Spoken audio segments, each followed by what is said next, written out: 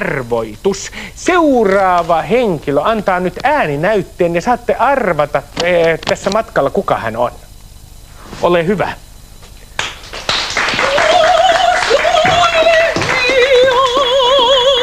Tarja Turunen Nightwish-yhtyeestä heavy-laulaja ja oopperalaulaja. Ole hyvä. Kiitoksia, kiitoksia. Kuulosti ylevältä, että aloitamme ylevästi tämän tohtori Stillerin psykoanalyysin. Ensimmäinen kysymykseni, Tarja, on sinulle, että jos olisit mies, kenen kuuluisan miehen elämää haluaisit elää? Miltäs kuulostaisi tällainen kuin tohtori Stiller? Minun elämääni? Joo. Sinä olet sitä mieltä? Mä oon sitä mieltä, että on niin monta päiväunelmaani viettänyt siinä ja niin varmaan moni muukin nainen, että tohtori Stiller.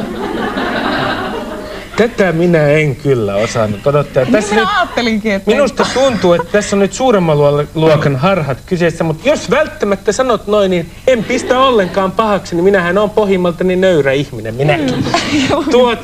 Tarja Turunen, mikä on viimeisin unesi?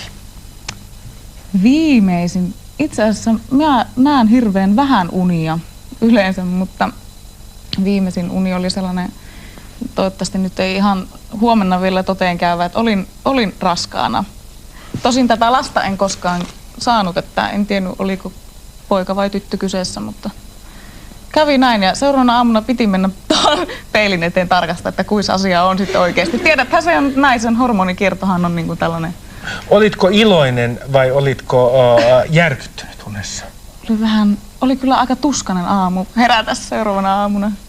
Minulle ei ole tollaista. Minä yleensä aina kaipaan röökiä unessa. Mikäköhän siinäkin mahtaa olla? Mielenkiintoinen. Tämä on nimittäin mielenkiintoinen tämä meidän ohjelmamme sikäli, että tämä on ainoa psykoanalyytikon vastaanotto, jossa ei ollenkaan tulkita unia. Ne ainoastaan kysytään, mitä ne ovat olleet. Mistä olet viimeksi saanut morkkiksen? Mistä? No voi vitsi. Tekemättömistä töistä. Se on hyvin yleinen syy. Sinulla on kova työetiikka. Joo, kyllä. Se oli oikeastaan kova morkkis viime syksynä. Sulla on semmoinen aika erikoislaatuinen rooli, että olet aika harvinaisessa asemassa. Olet heavy metal-yhtyeen naislaulaja. Minkälaisen paineen alaiseksi sinä joudut sen takia, että olet alalla, jossa on aika vähän naisia? Aika kovankin paineen. Toisaalta minulle ja meille vähille naisille annetaan paljon myös sellaisia vapauksia niin sanotusti, mutta paineet on kyllä kovat. Totta kai minun seurataan paljon enemmän kuin monia äijiä tuolla.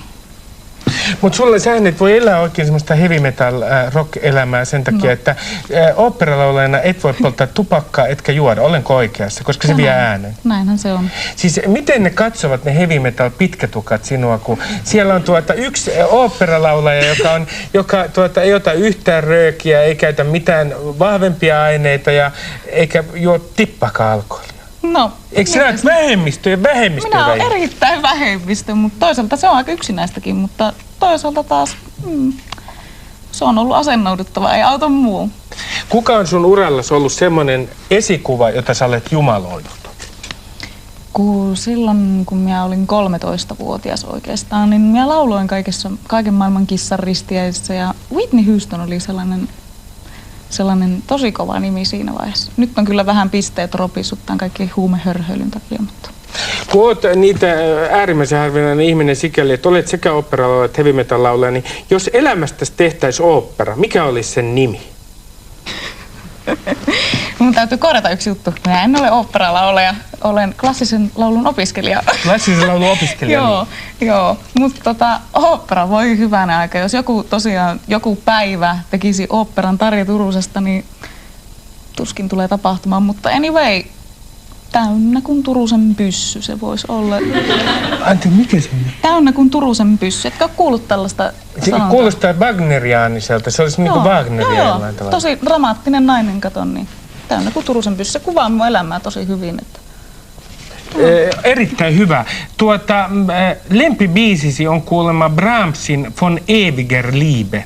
Tässä ohjelmassa ei koskaan ole ollut mitään klassisen musiikin osuutta, koska tämähän on ollut siinä suhteessa varsin maltaan rajoittunut ohjelma. Kehun nyt suomalaisille, minkä takia jokaisen suomalaisen pitäisi kuunnella Brahmsin Von ewiger Liebe?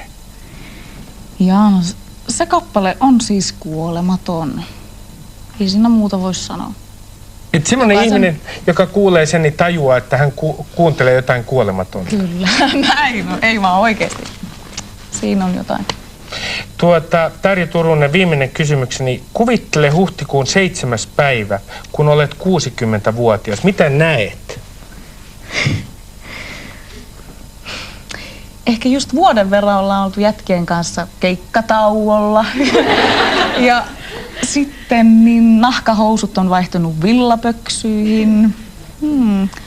Ja en näe Ruben Stilleriä television toisella puolella. Niin, siis mun täytyy sanoa sulle, kuule Tarja, että semmoinen ikävä uutinen nyt Suomen kansalle. Mä täytin tällä viikolla amerikkalaisen vakuutusyhtiön kyselyn todennäköisestä eläkeiästä ja kuolen ennen kuin olen 60, 57-vuotiaana. Surkaa koko Suomen kansa. Et siinä vaiheessa, kun sinä olet 60, niin minä olen jo haudassa, mutta julista sinut tässä terveeksi, niin kuin tapana on alan tässä oikeastaan surraa omaa kuolemaa. Niin siis, täällä vaan nauretaan. Siis 57 vuotta tämän miehen todennäköinen elinikä amerikkalaisen vakuutusyhtiön mielestä. Ajatelkaa. Mikä menetys koko suomalaiselle kulttuurille. Hyvät naiset ja herrat, tauon jälkeen menemme todella vakaviin aiheisiin. Kiitos.